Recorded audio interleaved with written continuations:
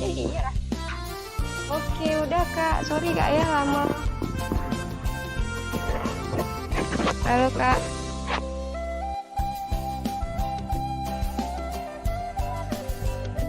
Udah Kak.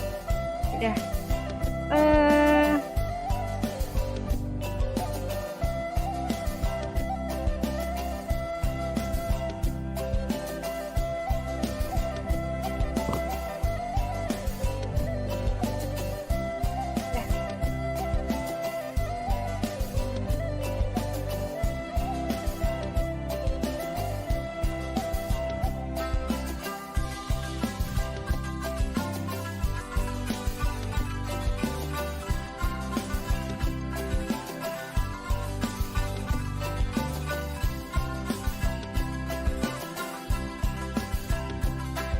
Padang, halo sahabat budaya, selamat pagi, assalamualaikum warahmatullahi wabarakatuh.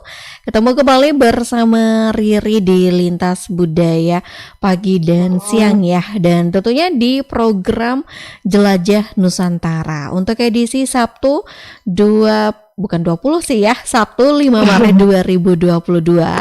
Dan tentunya sahabat budaya di Sabtu pagi ini ya, di ujung Zoom kita sudah terhubung bersama narasumber kita. Ada Ovi Wulandari Selian. Ini merupakan Duta Wisata Aceh Tenggara tahun 2019. Kita sapa dulu. Assalamualaikum Ovi. Waalaikumsalam warahmatullahi wabarakatuh Kak. Iya, bagaimana kabarnya nih pagi hari ini, sehat? Alhamdulillah udah mendingan nih Kak. Udah mendingan ya. Nih, Kak. Karena Iya. cuaca juga kan Kak. Kalau masalah cuaca di sana bagaimana? Apakah cerah, hujan?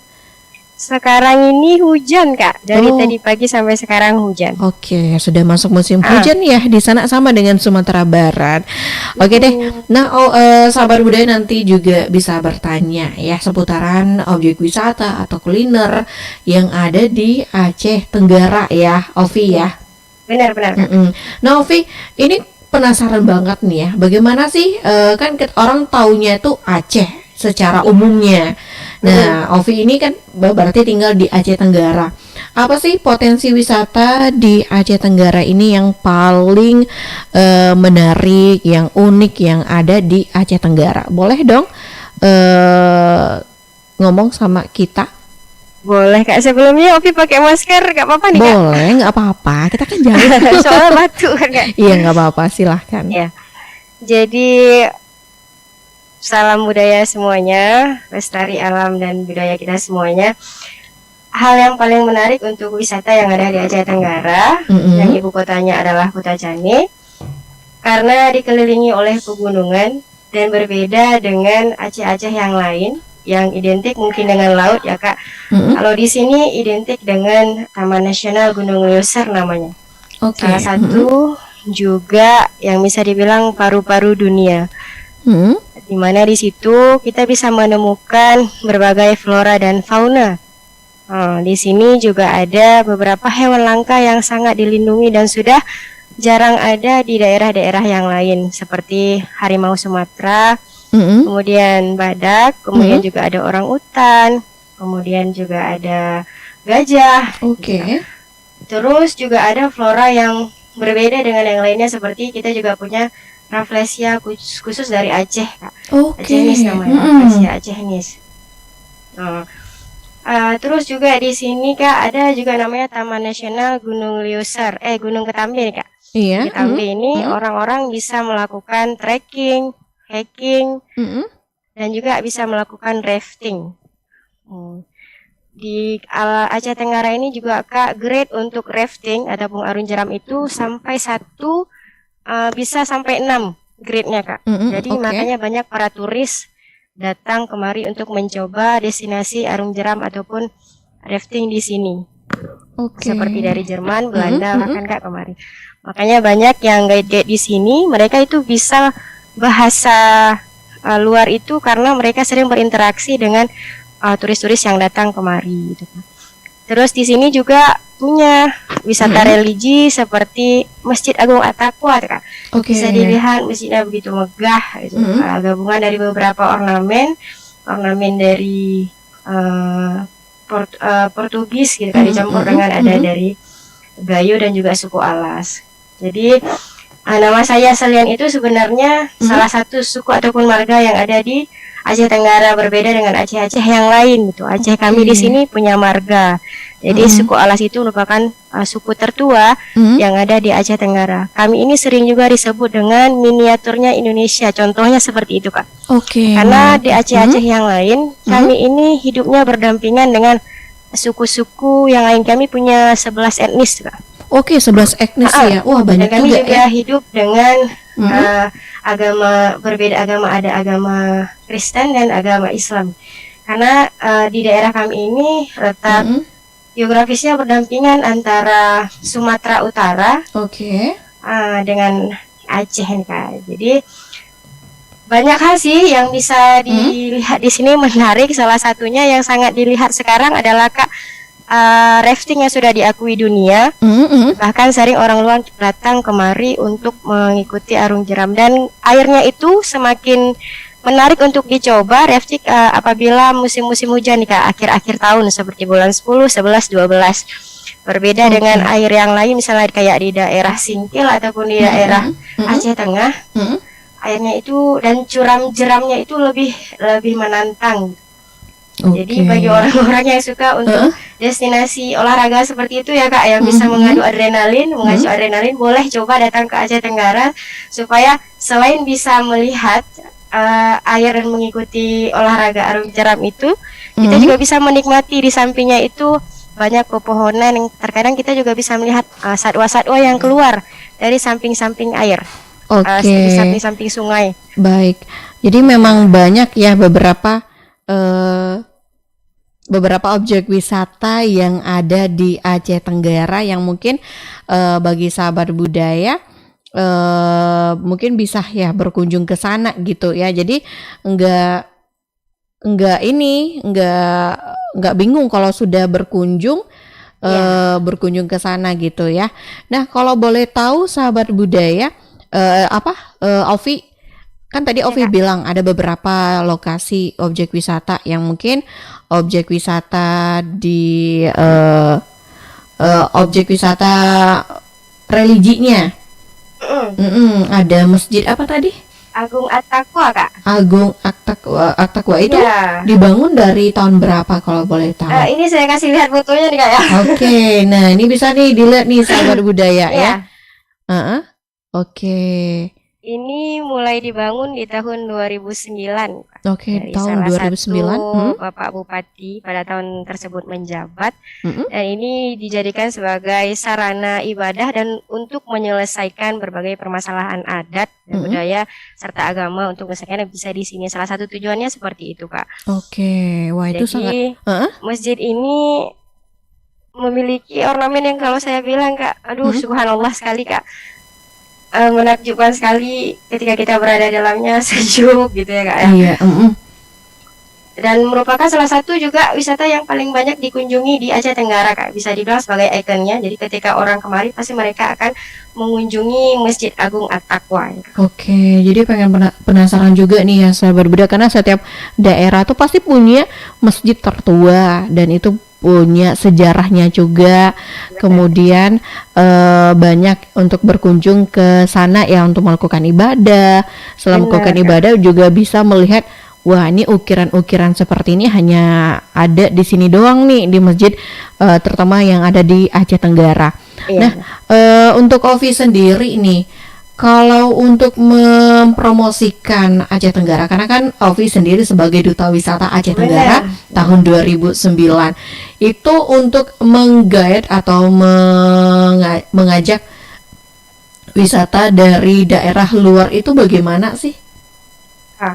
Kalau saya, Kak, kalau Ovi sendiri nih, Kak, cara salah satu mempromosikannya atau mempublikasikannya, apalagi sekarang kita di generasi milenial gitu, Kak, ya, 4.0 benar. Jadi harus pintar menggunakan media sosial untuk mempromosikannya.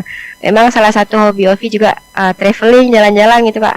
Jadi bisa salah satunya mungkin dengan mengupdate ataupun mengupload di Instagram ataupun juga di YouTube gitu kan, Kak. Kemudian juga di story WA ataupun di Facebook, kemudian juga ada itu Instagram gitu Kak. Jadi dengan bekerja sama dengan Disparpora Aceh Tenggara juga gitu Kak. Jadi supaya orang juga tahu bahwa potensi alam dan potensi yang ada wisata di Aceh Tenggara ini juga nggak kalah dengan Aceh-Aceh yang lain.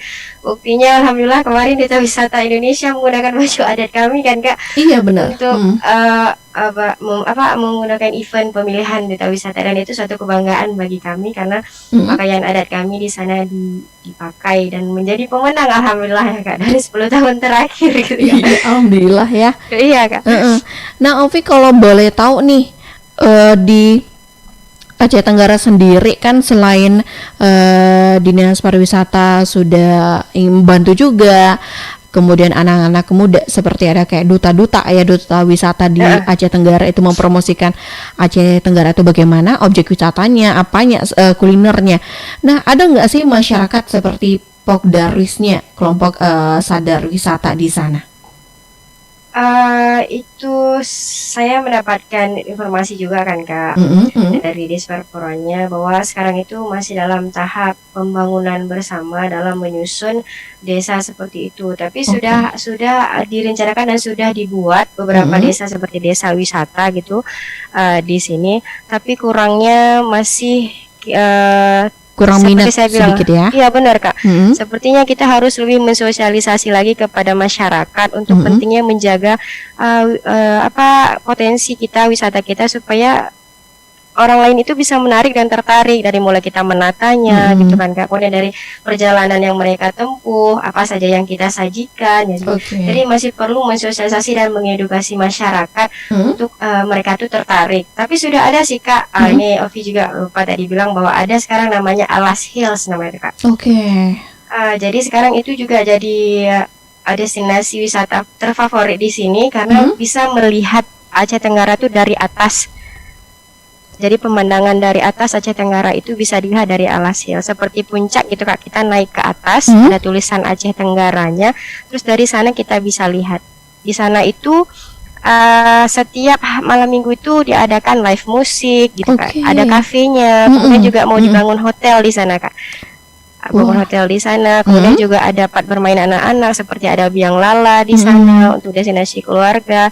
Jadi perlahan mungkin Kak, karena pemahaman atau pemikiran orang di sini itu kurang lebih harus masih banyak diedukasi dan disosialisasikan seperti itu Pak. Iya, jadi tapi memang Ovi sendiri sebagai guru juga gitu kan Kak, alhamdulillah seni budaya juga mengedukasi anak-anak bahwa dengan kita mempromosikan budaya seperti misal seperti Kakak bilang, salah satu mempromosikan, membuat tugas mereka untuk mendatangi setiap objek wisata dan mempromosikannya, mengupload di setiap sosial media mereka supaya orang itu tahu. Dan alhamdulillah sekarang dari beberapa tahun terakhir sudah banyak orang yang mungkin lebih mengenal Aceh Tenggara daripada Aceh yang daripada sebelumnya gitu Kak.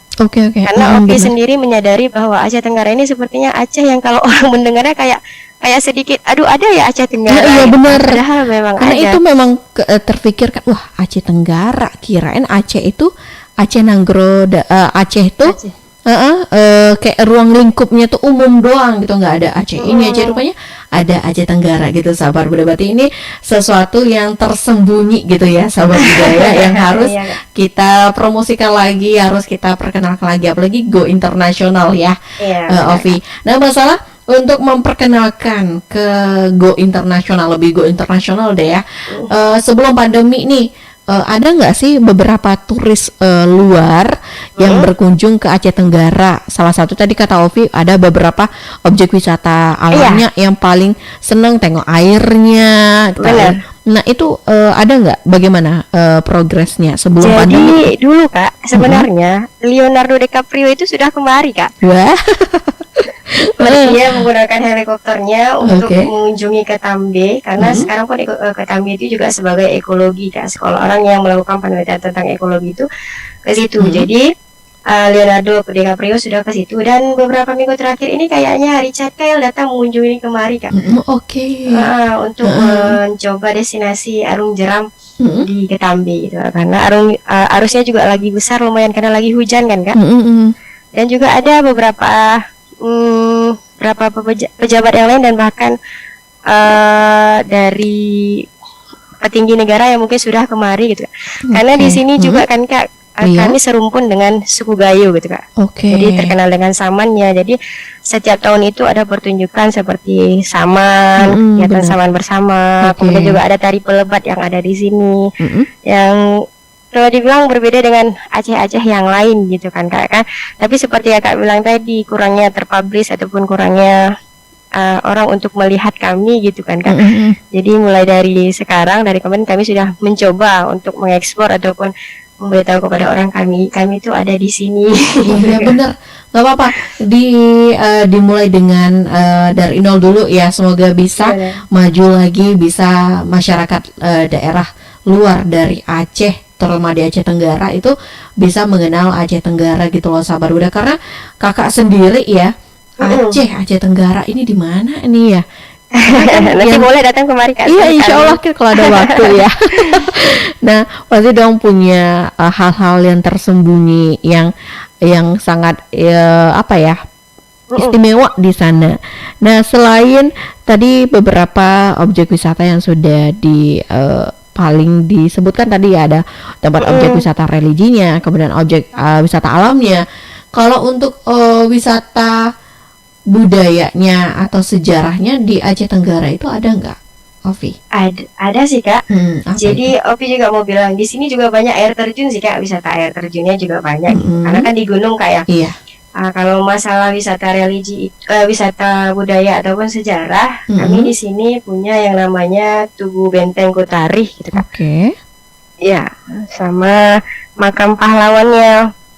Jadi di situ wisata sejarahnya di mana salah satu siapa namanya? Namanya Guru Leman di sini Kak.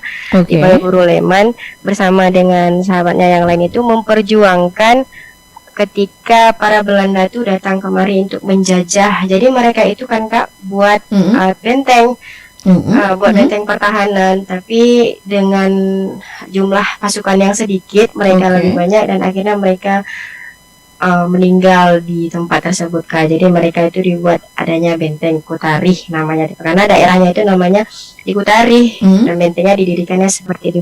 Kemudian juga ada makam salah satu dari marga tertua nih Kak.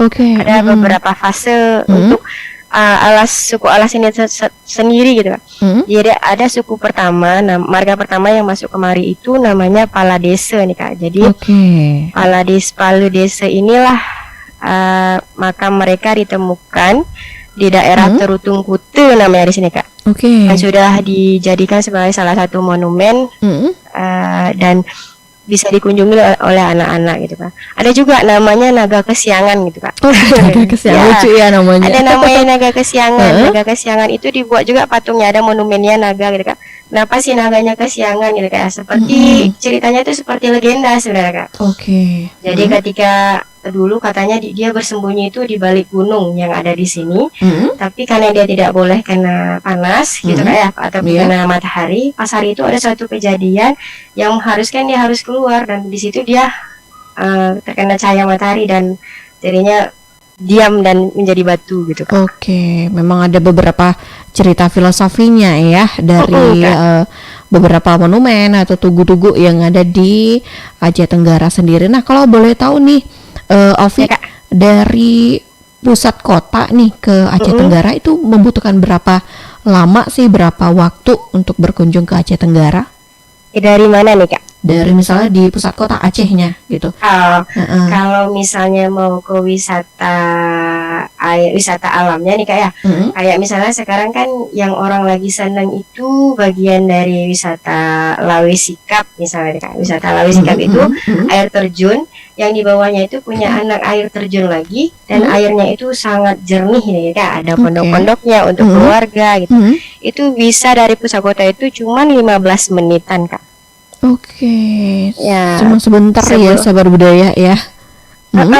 Terus juga kalau misalnya dari kota ke wisata religi Kak, kalau wisata religinya di masjid itu memang cuma sudah di pusat kota.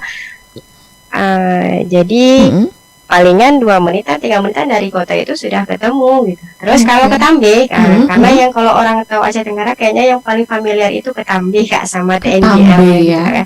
Kalau dari kota itu baru sampai 1 jaman ataupun 50 menitan dan transportasi yang bisa digunakan. Kalau di sini tuh Kak, kalau para turis ada namanya mobil lawe.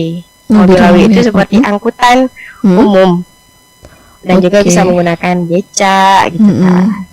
Oke, memang bisa ada beberapa fasilitas yang disediakan di sana ya. Jadi kita bagi wisatawan yang mau berkunjung ke sini ke Aceh Tenggara ini nih dengan menggunakan kendaraan ini atau pakai kendaraan pribadi atau kendaraan yang disewakan ya. Asalkan sahabat Buddha harus tetap ya, karena Aceh ini Serambi Mekah ya. Benar. Itu kental banget dengan religinya. Nah, jadi kalau seandainya sahabat budaya yang kalau berkunjung ke suatu tempat, ya harus tahu sopan santunnya, kemudian etikanya, ya etika berpakaian juga sana memang dinilai ya, Ovi ya. Nah, selain itu Ovi, kalau boleh tahu nih, dari negara mana sih yang dulu ya sebelum pandemi? Karena kita tahu kalau dari sampai sekarang aja pandemi ya, pasti banyak negara-negara ada itunya karantinanya banyak lah ya. Nah, pasti ada penurunan sedikit ya untuk kunjungan objek wisata untuk turisnya. Nah, sebelum pandemi itu boleh tahu dari negara mana sih banyak yang berkunjung ke Aceh Tenggara? Kalau dari sebelum pandemi nih Kak ya, berdasarkan informasi yang juga Opi kalian turun ke sana sama teman-teman itu yang paling banyak itu dari Jerman, dari Belanda dan dari Prancis tuh Kak. Jadi terkadang ya, Kak, mereka itu sampai ada yang menikah dengan salah satu guide yang di sini gitu Kak. Baik. Ya saking mereka tidak mau pulang karena melihat keasrian hutan di situ, mereka kan cinta dengan hal-hal yang seperti itu ya Kak. Nah, jadi mereka sampai menikah di situ gitu kan. Tapi setelah pandemi datang dan tidak diperbolehkan para turis untuk berkunjung ke Indonesia gitu kan Kak, omsetnya berkurang jauh gitu. Jadi cuman wisatawan lokal ataupun daerah yang cuman bisa ke sana dan itu juga dibatasi harus dengan protokol kesehatan gitu. Jadi memang ya berdampak sih sebenarnya semuanya ya di tengah pandemi saat ini. Tapi tetap semangat juga nih untuk pemerintah, untuk Dinas Pariwisata apalagi di Aceh Tenggara untuk lebih mempromosikan lagi untuk bagaimana objek wisatanya, karena kan sahabat Buddha setiap daerah tuh pasti ada hal-hal istimewanya terutama di objek wisata. Nah, itu setiap orang paling gemar banget nih objek wisata alamnya ya. Tadi Ovi juga bilang ada beberapa air terjun yang beberapa tingkat ya yang bisa dikunjungi, bisa main arum jeram juga di sana dan itu bisa dinikmati untuk keluarga atau berdua atau bersama teman-teman, penting bisa dinikmati dengan bersama ya. Nah, Ovi kalau boleh tahu nih di Aceh Tenggara sendiri nih setelah tsunami gempa ya pasti dong itu banyak banget semua progres dari nol dibangun lagi, diperindahkan sekali lagi ya Nah, untuk Aceh Tenggara sendiri itu ketika mendapat dampak ya dari gempa bumi tsunami ya yang tahun kemarin itu bagaimana sih? Mungkin banyak ya yang kehilangan keluarga, harta benda, kemudian apalagi untuk Aceh Tenggara sendiri untuk bangun wake up ya dari dampak dari bencana itu bagaimana untuk terutama untuk diri Ovi sendiri sih untuk memperkenal Aceh Tenggara sendiri. Jadi ketika tsunami itu ya Kak ya di tahun 2004 Aceh Tenggara itu memang tidak terkena tsunami Kak, karena kan dia itu gunung bergunungan. Yang lebih besar itu kan ke Aceh besar gitu Kak ya, Aceh Utara ataupun ke Aceh yang lain. Tapi dampaknya kami juga kena yaitu ketika gempa, mungkin kami lebih terasa gempanya gitu kan karena kami di pegunungan gitu Kak ya. Dan salah satu yang juga membuat satu kehilangan adalah ada keluarga kita juga yang berada di daerah-daerah yang terkena tsunami itu juga gitu kan. Jadi bersama-sama juga para relawan dari sini juga ke sana untuk melihat kondisi dan membantu saudara-saudara kita di sana, karena begitu banyak kehilangan nyawa, bukan hanya fasilitas gitu kan, kita kehilangan saudara, kita kehilangan harta benda segala macam. Itulah teguran dari Tuhan tadi. Mungkin itu salah satu juga teguran dari Tuhan supaya kita itu bisa menjaga alam, menjaga apa yang sudah Tuhan kasih ke kita supaya mereka tidak marah gitu ke kita. Kita pergunakan dengan baik di jalannya, dan kita nggak boleh buang sampah sembarangan gitu kan, kita melakukan hal-hal yang baik gitu, dan mungkin memanfaatkan fasilitas yang ada itu pada tempatnya gitu sih Kak. Jadi memang ya dari nol dibantu untuk membangun bagaimana Aceh yang memang tidak seperti semula, tapi ya lambat laun bakal berkembang lagi Acehnya ya. Oke. Dan ngomong-ngomong masalah Padang nih Kak kan. Nenek moyang kami juga dari Padang sebenarnya Kak. Dari Padang. Historisnya. Jadi ada namanya Raja Lambing nih Kak kan. Raja Lambing itu dia datangnya dari Maulana Malik Ibrahim namanya Kak. Dia datang dari suku Padang, Pagurungan apa Kak? Pagaruyungan. Yang marganya itu Caniago. Dia kemari menikah dengan salah satu anak Raja Lambing ya, Selian itu. Jadi dialah yang mengislamkan yang ada di sini gitu Kak. Jadi beliaulah yang juga salah satu nenek moyang kami yang ada di garis keturunan kami di sini. Jadi ada hubungannya nih sahabat budaya ya, dari nenek moyang kita dari berhubungannya dari Pak sama-sama di Sumatera Barat gitu ya.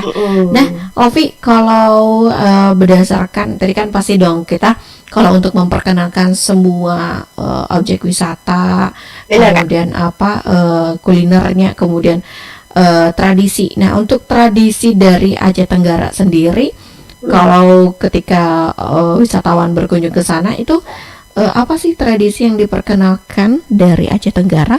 Iya Kak, jadi tradisi kami itu yang juga udah masuk ke WBTB itu kayak warisan tak benda gitu kan Kak. Jadi ada namanya pemamanan. Kakak pernah dengar pemamanan? Belum nih, baru dengar.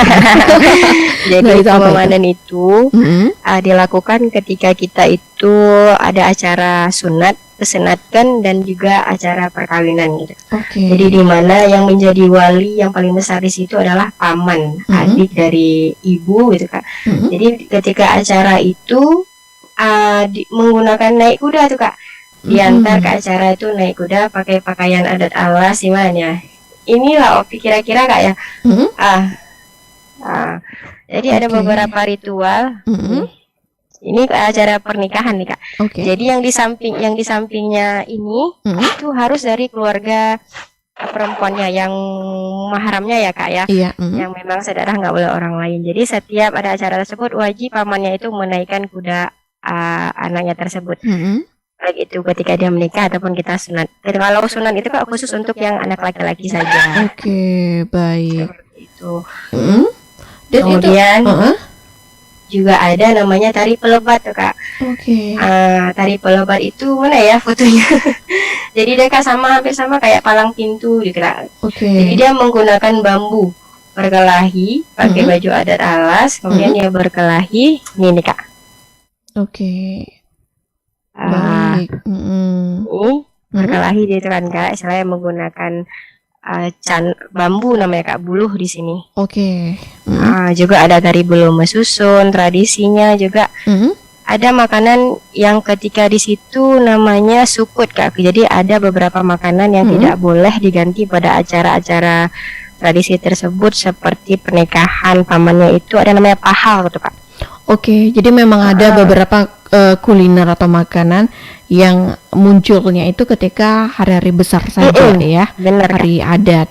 Nah, selain tadi ada makanan sukut. Nah, itu ada nggak kuliner dari Aceh Tenggara yang paling digemari? Ada Kak, pastinya ada. Ada di sini namanya tasak telu. Tasak telu itu tasak itu artinya memasak, telu itu artinya 3. Jadi memasak itu dengan hanya 3 bumbu nih Kak. Ini pasti sering dan bahkan sangat diminati dengan masyarakat Aceh Tenggara gitu Kak. Karena apa? masanya itu cuman dengan 3 bumbu Kak ya kalau dulu. Sekarang kan sudah berkembang gitu kan Kak. Ada ditambah itu cuman pakai serai, bawang merah dan cabai. Oke, 3 doang ya, serai, bawang merah, cabai. Iya. Wah, jadi biasa mereka itu masaknya pakai bebek. Oke, bebek ya. Bebek biasanya. Tapi bisa juga sih Kak kalau misalnya mau diganti dengan ayam, boleh juga ayam kampung. Tapi mereka itu dulu itu biasanya menggunakan daging bebek. Kemudian ada juga namanya manuk labang. Manuk laba, itu apa itu? Ayam kampung gitu Kak, yang udah direbus. Kalau ini sehat nih Kak, manuk labar. Jadi dia itu dimasak dengan santan kelapa yang tidak dimasak gitu Kak. Santan kelapa tidak dimasak. Ya, ayam yang sudah direbus, kemudian santan yang tidak dimasak, kemudian baru dicampur dengan bumbu-bumbu yang lainnya seperti serai gitu Kak. Ada lagi namanya pacikule, namanya ini Kak. Pacikule. Pacikule, ikannya diambil khusus dari Sungai Alas yang ada di sini Kak. Kemudian baru dimasak, gitu juga Kak, dibakar gitu ya Kak ya. Baru nanti dipakai dengan bumbu rempah-rempah yang lain. Kalau dari segi makanan seperti itu. Ada lagi namanya cimpe. Cimpe itu Kak makanan yang terbuat dari khas gula merah. Karena di sini kan juga salah satu kuliner souvenir yang paling sering dibawa pulang orang kan gula merahnya terkenal. Oleh-olehnya ya. Oleh-olehnya itu ada gula merah, ada juga ikan mas gitu Kak ya, ikan sungai yang ada di sini. Jadi cimpe, ada gelami itu terbuat juga dari gula merah seperti itu. Dan di sini juga dengan air niranya. Gitu. Nah itu kan beberapa makanan kalau enaknya tuh dimakan langsung di tempat ya. Benar. Kalau untuk oleh-oleh ya makanan yang tahan lama, yang banyak dibeli ya oleh wisatawan itu apa tuh Ovi? Kalau misalnya yang bisa dibawa pulang ke sana tuh Kak, salah satunya tadi kan Wafi udah bilang ada gula merah biasa Kak ya. Tapi salah satu itu sih Kak, jadi dari segi pengemasan masih terus kami coba buat menjadi lebih baik gitu kan Kak, supaya bisa lebih menarik. Kemudian juga ada seperti gelang-gelang yang ada motif alasnya. Aksesoris ya. Wafi nggak bawa juga aksesorisnya. Salah satu motifnya kayak ada motif-motif seperti ini gitu kan Kak. Motif alas seperti ini. Terus ada kainnya juga gitu kan Kak. Ada silkat alas namanya. Namanya uis alas ataupun silkat alas gitu Kak. Jadi bisa jadi salah satu souvenir yang bisa teman-teman bawa pulang gitu. Jadi kalau berkunjung ke suatu daerah kalau nggak bawa oleh-oleh atau buah tangan itu sangat rugi ya. Benar Kak. Ada yang kurang gitu kan Kak ya? Iya ada aja yang kurang. Selain pasti dong. Juga ada mainan gantungan kunci sih Kak, seperti biasanya itu juga ada gitu. Nah kalau untuk informasi untuk objek wisata kuliner untuk Aceh Tenggara sendiri yang bisa diakses selain media sosial itu apa nih, Ovi? Bisa ke YouTube gitu Kak. Ke YouTube ya. Kalau nggak salah namanya itu Aceh Tenggara atau Ketambi. Objek wisata Ketambi gitu. Jadi bisa ya sahabat budaya yang penasaran dengan Aceh Tenggara bisa ke YouTube-nya Aceh Tenggara atau Ketambi. Ketambi Kak. Ketambi ya. Objek Ketambi.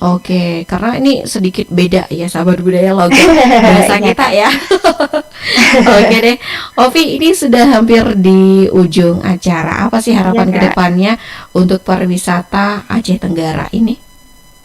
Harapan Ovi untuk pariwisata Aceh Tenggara adalah semoga semakin maju, semakin dikenal di mata dunia maupun nasional dan internasional, bisa mengedukasi dan memberikan pelayanan yang terbaik bagi siapapun yang datang, dan juga bisa juga menjadi salah satu wisata yang menjadikan dunia itu sering datang gitu Kak.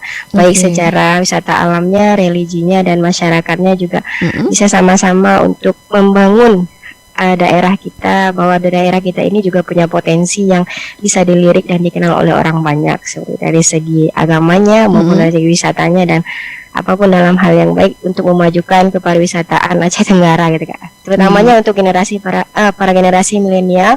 Yuk sama-sama kita kenalkan potensi wisata kita supaya kita itu bisa dikenal dan diketahui kalau kita itu punya budaya yang menarik untuk dikunjungi dan dilihat. Oke, jadi apalagi anak generasi muda sekarang yang hobinya fokusnya ke smartphone ya. Bener Kak. Jadi ini bisa cari spot-spot foto gitu Kak. Jadi tempat spot foto yang menarik di sana. Jadi bisa salah satu potensi juga untuk memperkenalkan lagi bagaimana wisata yang ada di Aceh Tenggara. Oke deh, Ovi, terima kasih ya sudah meluangkan waktunya. Sama-sama, untuk maaf tadi Kak agak terlambat. Iya, nggak apa-apa.